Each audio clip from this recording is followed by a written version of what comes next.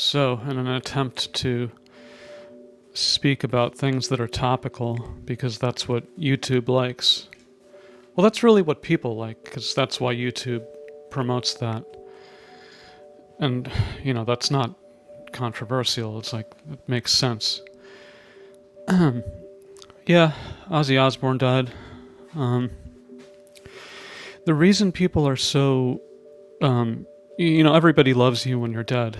And so people want to get out there and do their little tributes and stuff. And the reason this one is so affecting, poignant, is because these people aren't going to be replaced. People like Ozzy Osbourne. And he is a legend of music. That's not an understatement, or that's not an overstatement. That's not an exaggeration, I wasn't huge into the Black Sabbath. It'd be nice if I could think of the name of a band I've already thought of today instead of stumbling over my words. By the way, I put speech mode on again because I thought that last video sounded a little better than normal. So I kept the limiter on and turned the compression off because I remember that when I tried to jack up the compression in some other video, I thought it made it sound worse.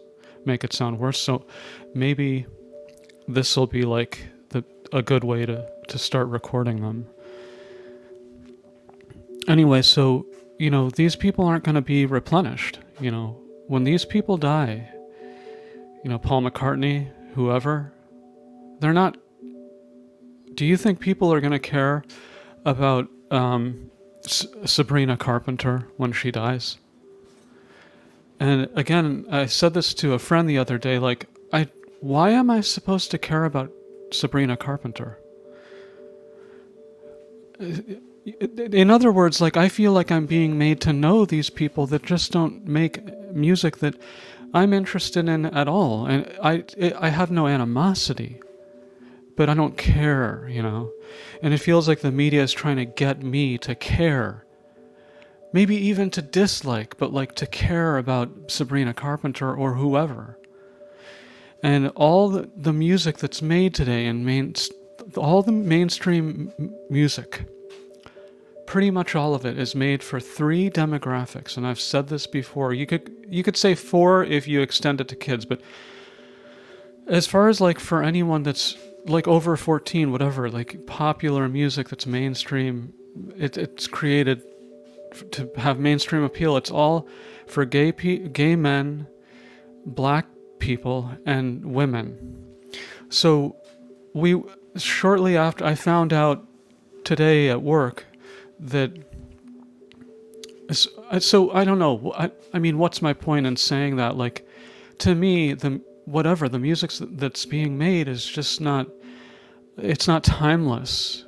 It's very disposable, and is that what we really want as a country, as a people? I don't think so. As people generally, But so I found out at work, somebody called down from upstairs and she said, Ozzy Osbourne died, and somebody had called her to tell her, And these are people that are not huge, Black Sabbath fans, so that just goes to show you the cultural significance of someone like Ozzy Osbourne, whether you're very lukewarm on his music or not, So this is we're going to have fewer and fewer of these people. And so, so my coworker, he just decided to put on, Paranoid, and I was like, oh, that's cool. And then I realized he actually, I thought he was playing it on his phone. Then I went into the next room, and he had it on the boombox, the little small hi-fi that we have at work.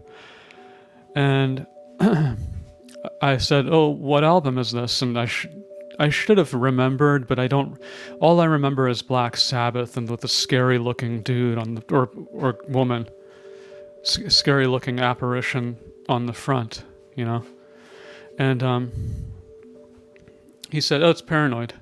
And I was like, "Oh, this is cool," because I was hearing songs that I really hadn't heard before. And the reason that Black Sabbath was, you know, I've said this before, but I don't really have very many people to talk about music with. But, you know, a few months ago, that band blew up again, a band called Pentagram, because the guy went viral for looking creepy and weird and intense on stage, and being at the same time being something like 70, maybe like 68.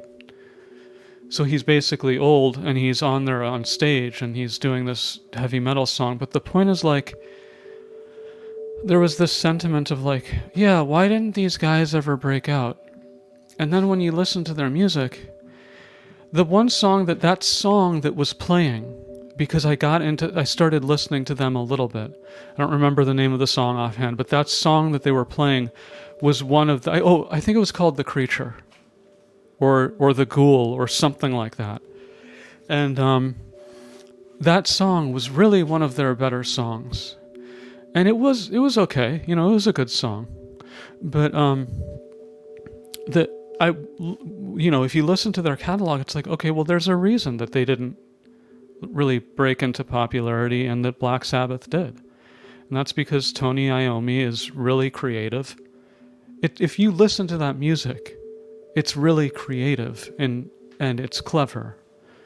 You know, and they do interesting things like how, you know, War Pigs is this kind of plodding song, and then it has this really weird thing at the end where it just suddenly speeds up.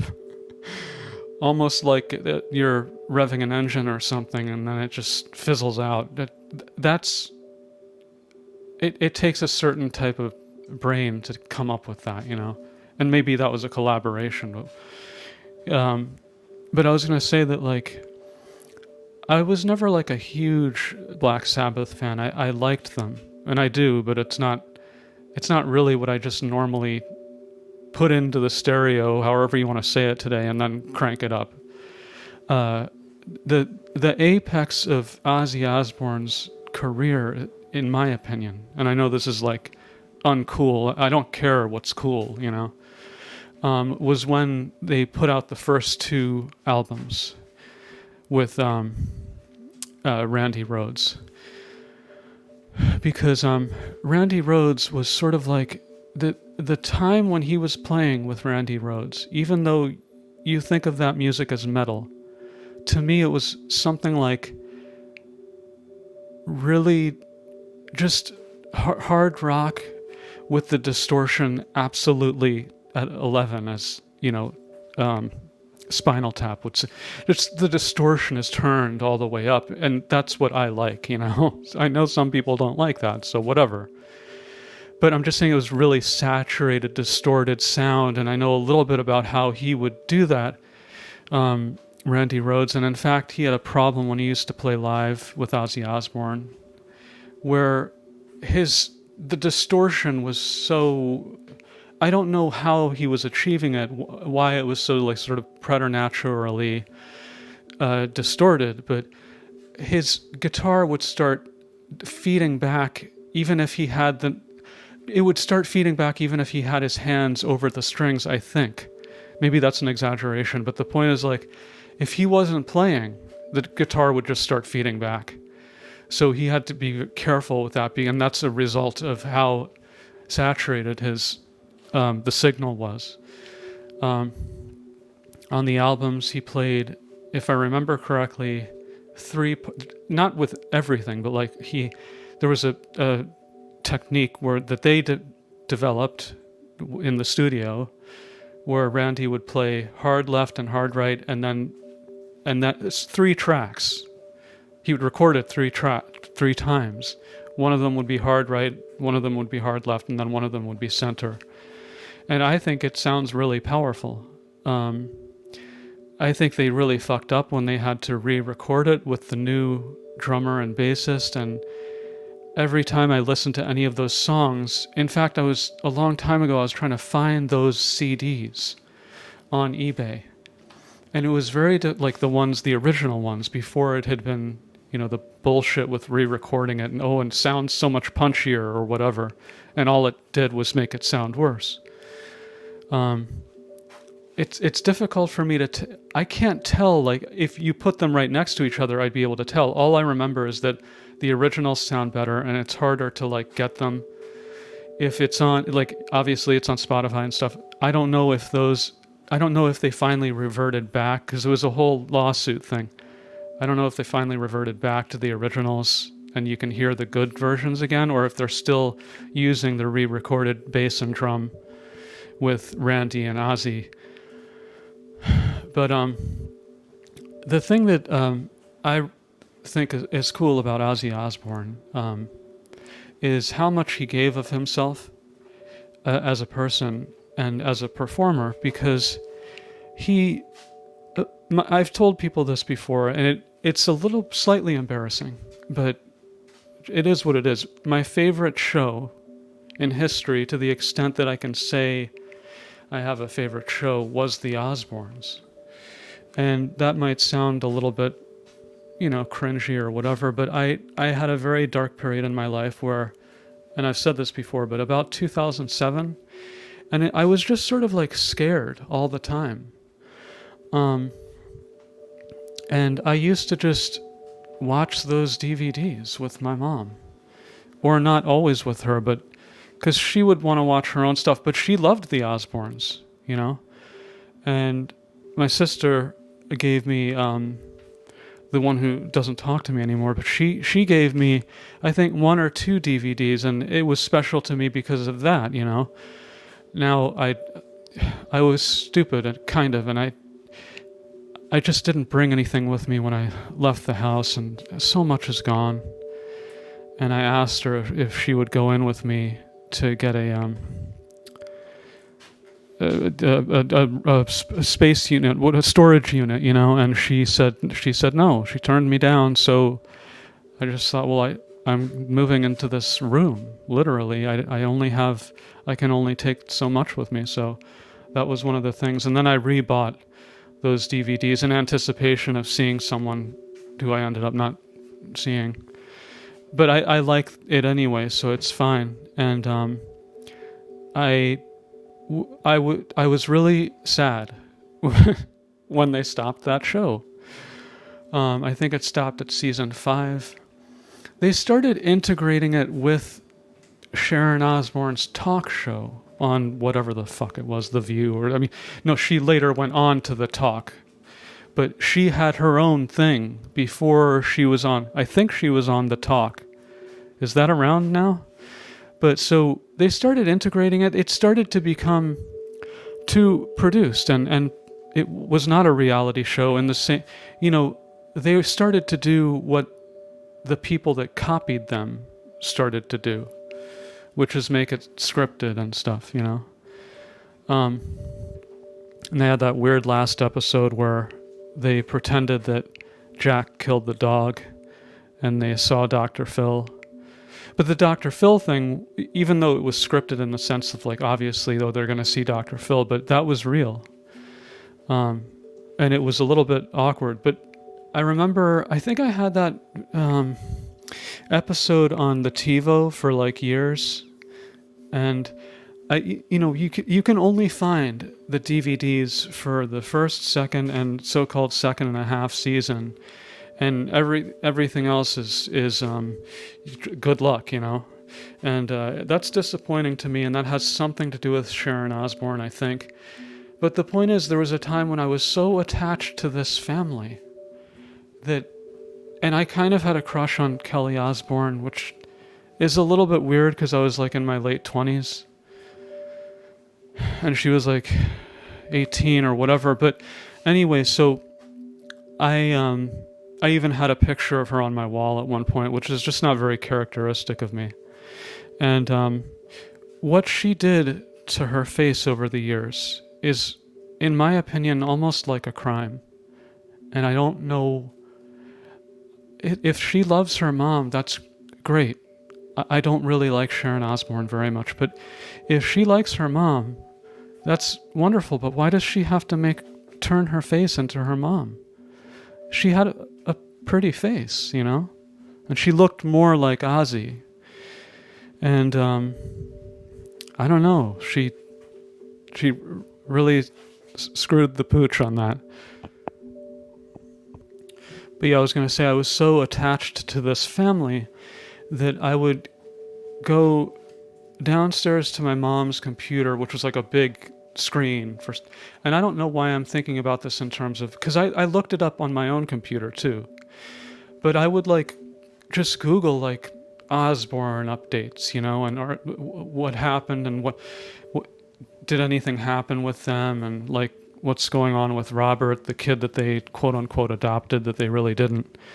But I think they were good to him, but I don't think they really kept up with trying to take care of him or whatever. But so, you know, I would Google it, and then when I found out that they had moved from that place in Beverly Hills, I was sad. I was really sad. That's how like involved I was, like emotionally, with this show. I thought it was so cool that you had these bohemian, weird people, you know, like not weird like in terms of how they think necessarily, but they were eccentric. But it was so obvious how much they loved each other, you know. They were just like a kooky, crazy family that you could imagine yourself being part of, you know. And my family had sort of been torn asunder essentially by that time, and so I was like kind of watching it almost like in a weird like Leave It to Beaver, like, or like the Cosby Show, if you don't think about what happened in real life with Cosby, but like, you know, you're seeing like a family on TV, and then but this was like a real family, and Ozzy was a person that I already thought I liked his music, you know. So it was really them doing that show. This is going to sound a little bit weird, but I feel like that was sort of a gift to the world. I don't think Ozzy really wanted to do it, but he knew that people liked it, you know. And there was a point to which really I think they all got tired of doing it. But you know, it spawned from this MTV Cribs episode where they all seemed kooky, you know, and like eccentric, and I don't know who came up with the idea, but it was like, we should make this a thing, you know, like film it. And and they did that, and then, you know, it wasn't like the funniest thing in the world, but I just really liked that show. And you know, Ozzy Osbourne was a funny guy, you know, like he was relatively quick, you know.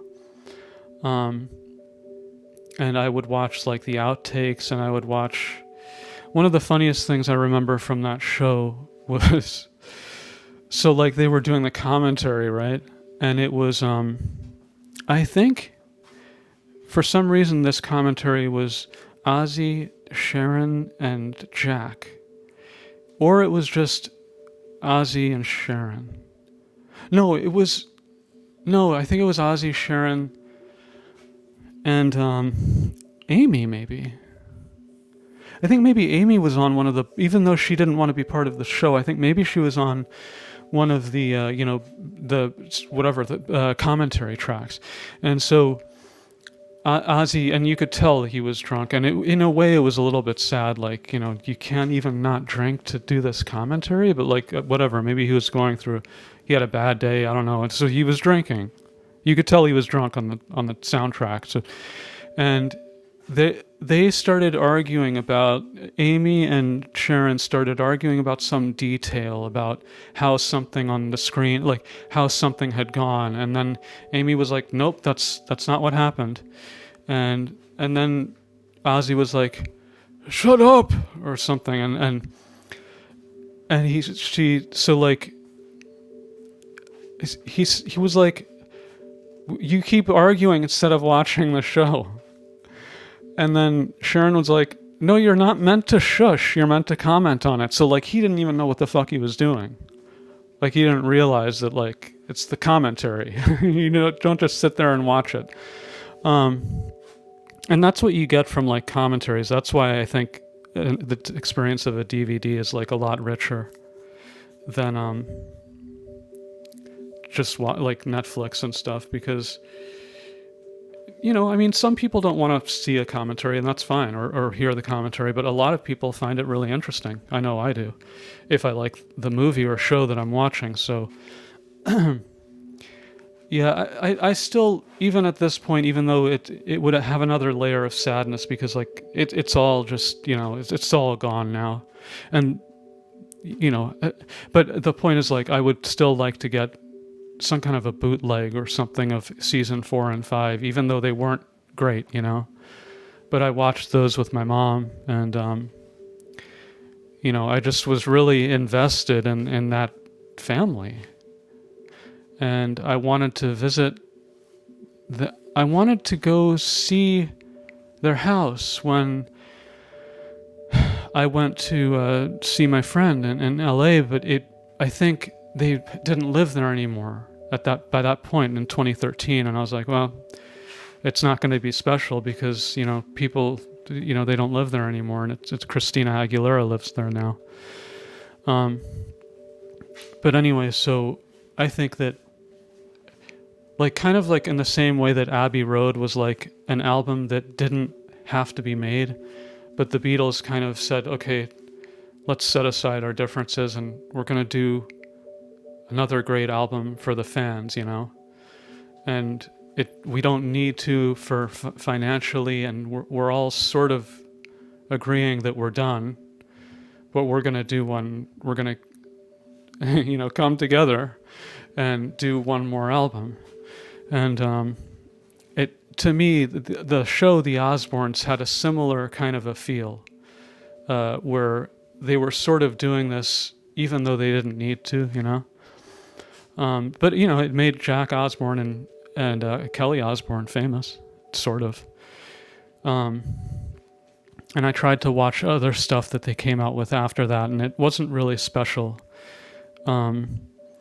Ozzy had a show with Jack Osbourne, something like the Paranormal Thing, and it was okay, but it wasn't funny and spontaneous. The spontaneity was gone. And but Ozzy is a person like a little bit like my dad, in the sense that, like, when he talks, he's always kind of interesting if he's sober, But so yeah, that's sad. And again, like, these are people that we're losing a generation of the people that created possibly the greatest music that will ever be recorded, from the 60s to the 90s. It was kind of a golden era, and Black Sabbath was like an invention. Like, they basically invented this style of, I don't know if you want to call it metal. To me, it's sort of like, I don't know, kind of like I don't know what to call it. I had to come up with a term, but heavy metal, you could just sort of say that they invented that, even though people had been playing stuff heavy before. But they didn't really invent the preamp distortion until like 1966 or 67. And so, but it didn't take very long for people to start deciding to capitalize on that aspect of guitar playing. But yeah, maybe Ozzy and Randy are reunited now, and they can play in heaven. Yeah, so rest in peace, Ozzy Osbourne, I guess. Thanks for listening.